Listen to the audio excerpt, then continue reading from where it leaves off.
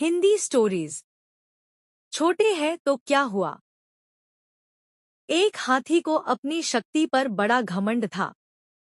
छोटे जानवरों को वह अपने सामने बिल्कुल कमजोर समझता था। वह धमधम करके चलता था, जिससे आसपास के छोटे प्राणी डर जाते थे। चलते समय वह यह भी नहीं देखता था कि पांव के नीचे क्या आ रहा है।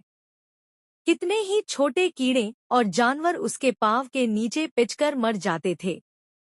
वह अक्सर पानी पीने के लिए जंगल के पोखर पर आया करता था। फिर सूंड में पानी भरकर तेजी से उछलता था और जोर से चीखता था। उसकी धमधम चाल से रोज कई मेढक उसके पांव के नीचे दबकर मर जाते थे।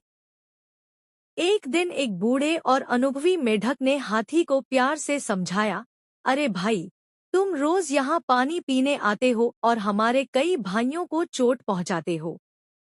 तुम नीचे देखकर क्यों नहीं चलते? हम छोटे जरूर हैं लेकिन हमें भी चोट लगती है।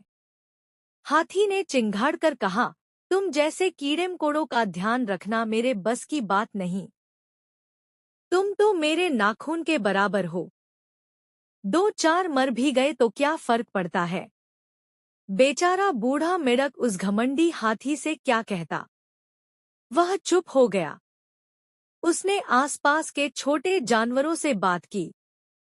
पास के एक बिल में कुछ चूहे रहते थे। मेढक ने चूहों से अपनी समस्या कही। एक चूहा बोला, वैसे तो हम सच में हाथी के नाखून के बराबर ही हैं, लेकिन हम सब मिल जाएं तो बड़े हाथी का मुकाबला भी कर सकते हैं। चूहे पोखर के आसपास के मच्छरों को जानते थे। उन्होंने मच्छरों से बात की तो वे भी उनका साथ देने के लिए तैयार हो गए। सबने मिलकर एक सेना तैयार की। अगले दिन जब हाथी आया तो सब पहले से तैयार थे। जैसे ही हाथी ने अपनी सूंड नीचे की, एक चूहा उसकी सूंड से चिपक गया। हाथी चौंक गया। तभी दूसरा चूहा सूंड पर उछलकर सीधा आंखों तक पहुंच गया और काटने लगा। हाथी चिल्लाया और तभी मच्छरों की पूरी सेना उस पर टूट पड़ी। हाथी की समझ में नहीं आ रहा था कि क्या हो रहा है। वह भागने लगा और मच्छर उसके साथ उसके पीछे पीछे उड़े। वे तब तक उसे काटते रहे जब तक कि हाथी गिर नहीं पड़ा। उस दिन के बाद वह कभी वहां नहीं आया। इस तरह छोटे छोटे जानवरों ने मिलकर एक विशाल घमंडी हाथी को हरा दिया।